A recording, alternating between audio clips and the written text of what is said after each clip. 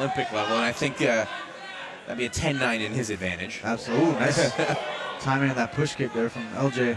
Well, that push kick lit Clay's eyes up. I think he has some respect. As Pye comes in. Oh! Pye drops Simmons, Pellet, that's it. and that is it. As LJ Simmons has to bare arms to Clay Pye, who bears down to move to 4-0. Naomi Proulx here at BTC 26 with Clay Pye. Congratulations, you're now undefeated 4-0. How are you feeling? I'm feeling great. That's couldn't ask for a better performance. Walk-off KO is a super gangster way to get your fourth win, not lose my O. I'm feeling good. And LJ's a very unpredictable, unique fighter. How was it trying to train to go up against someone like that and then be able to find the KO? So preparing for him, I knew basically just my heavy forward pressure was going to be the key, and that's my style anyway. As long as I could cut him off on the cage, keep him running, keep him on the back foot, I knew that I was going to be able to find a key to victory.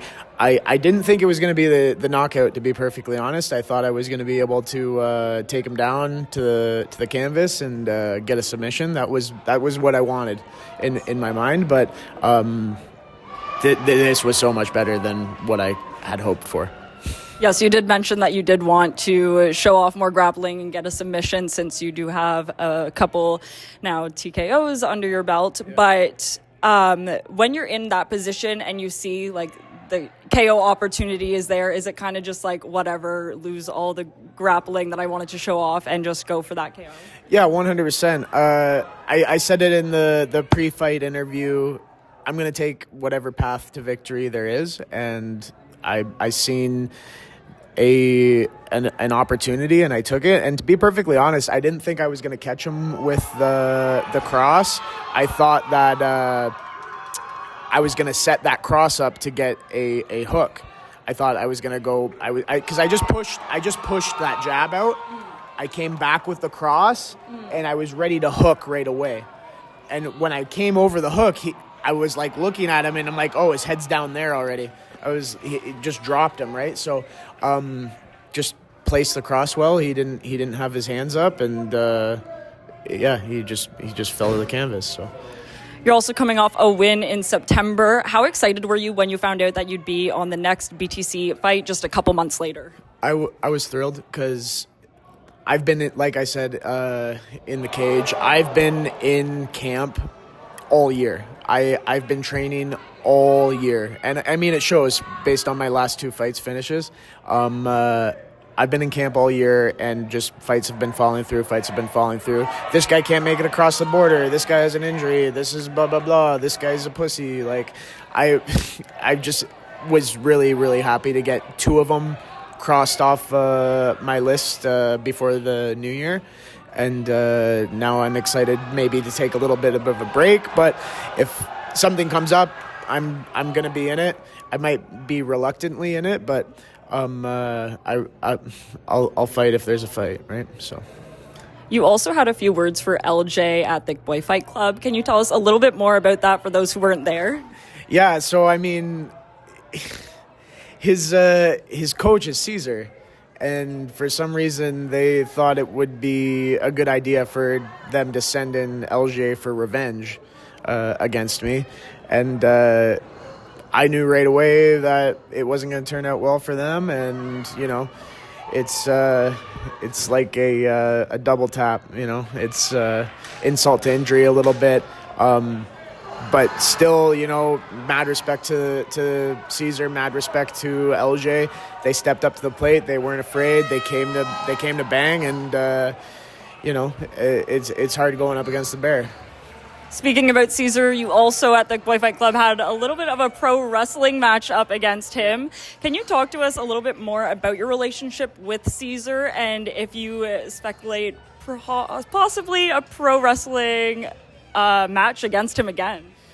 Yeah, so he came in at the end of my wrestling match with Raunchy Rod, and yeah, it was I got poked in the eye, Caesar and I had at that point were on good terms, and he's like, that's bullshit. Don't be poking Clay in the eye. He came in with the chair to hit Ranchi, and then Ranchi ducked. He hit me, ruined the whole thing. I was winning.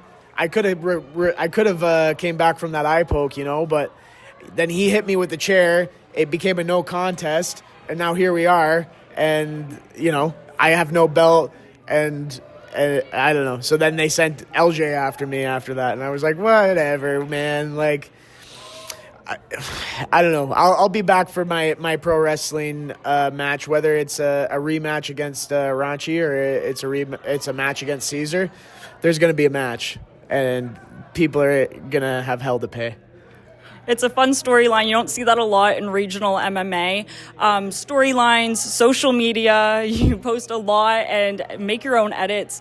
What does not only selling yourself as a fighter, but selling your personality as well mean to you as an MMA fighter and possibly pro wrestler? Well, I mean, if you couldn't tell by the ensemble, I'm a bit of a ham. So I'm going to sell myself. I'm going to try to get people interested in coming out to the fights. I know that I am a very good martial artist. I know that I deserve to have eyes on me. However, sometimes that's difficult when you don't have a personality.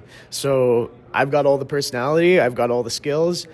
I am a ideal person to be at the forefront of MMA in any organization, or WWE if you guys want to give me a call. I'm here for it. But yeah, I'm ready to be a ham. I'm ready to bang. I'm game for it all. So. Speaking of personalities, pizza pie is one of them. Yep. Boston Pizza is the after party. I have to ask, do you have a go-to Boston Pizza order? Okay, so there used to be this thing called the pizza burger, and they bring it back once in a while. It needs to be a normal menu item. It's a burger. It's almost like a calzone, because it's they take a pizza, they wrap it around the burger. It's so good. It was my favorite thing for so long, and then they discontinued it, and once in a while they bring it back. But if I'm getting a pizza, I'm probably going a Viva Italia pizza, or I think they got a sweet Italian pizza right now that I've been hitting up, but normally I request stuff that's not on the menu anymore. Oh, okay. So I Viva Italia was my go-to for a while. And lastly, any final thoughts that you want to leave off on, or anyone you want to thank? I just want to thank my team, Niagara Top Team, best team in the country right now. We are just lining them up and knocking them down, and couldn't have done it without my team. Next, Niagara Health. I had a serious adductor tear. It's still bugging me. And so part of me being thrilled about taking these fights was I have fights, but also I need to rest. So it was kind of a battle where it's do I take this fight or do I just take off the time? But I was pretty confident that I could win these fights without my leg. So I took the fights, and Next Niagara Health has been helping me take care of that leg. So Next Niagara Health, JC Patissier, he gives me all my sweets and makes it hard for me to make weight. Niagara Student Living, I work for them. They give me a place to live, and they give me a good paycheck. So I love those guys. And who else? The Octagon gives me all my gear. The District in St. Catharines, they just make me some real nice grub once in a while.